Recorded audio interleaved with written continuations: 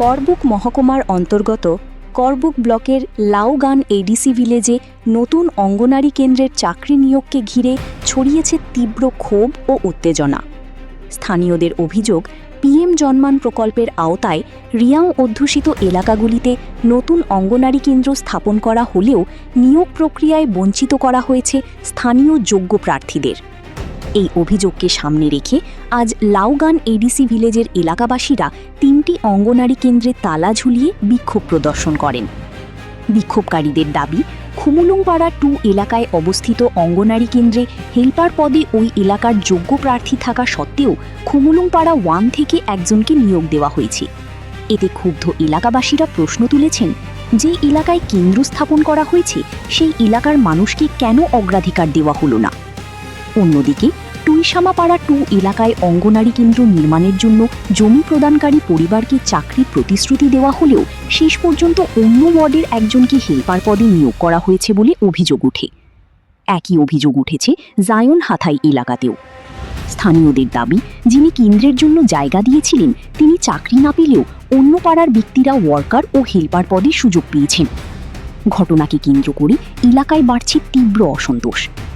বিক্ষোভকারীরা হুঁশিয়ারি দিয়ে জানিয়েছেন, আগামী 2 থেকে 3 দিনের মধ্যে সমস্যার সমাধান না হলে লাউগান এডিসি ভিলেজে গড়ে তোলা হবে বৃহত্তর আন্দোলন। পাশাপাশি তারা রাজ্যের মুখ্যমন্ত্রী মানিক সাহার কাছে আবেদন জানিয়ে বলেন, বিষয়টি গুরুত্ব সহকারে তদন্ত করে প্রকৃত যোগ্য প্রার্থীদের ন্যায্য অধিকার নিশ্চিত করা হোক।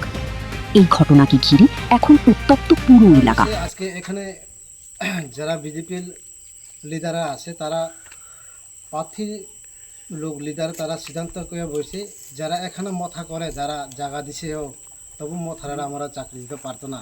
আমরা বিজেপি যারা করছে তারা এখানে চাকরি দিব, তারা এইভাবে কইয়া আমরা এখানে আজকে জায়গা দিলেও আমরা এইভাবে বঞ্চিত করে দিয়ে দিই। 3টা যারা চাকরি পাইছে, যে 2 জন আছে এলাকা এলাকার পাড়া এক লগে না, তারা পাড়া আলাদা আলাদা কেউ 3 জন পাইছে। আর 3 জন এসে জায়গা স্থান দ্বারা পাইছে আর কি, এক লগে গ্রামে পাইছে। আর 3 জন এসে জায়গা পাড়া দিতা আলাদা পালা।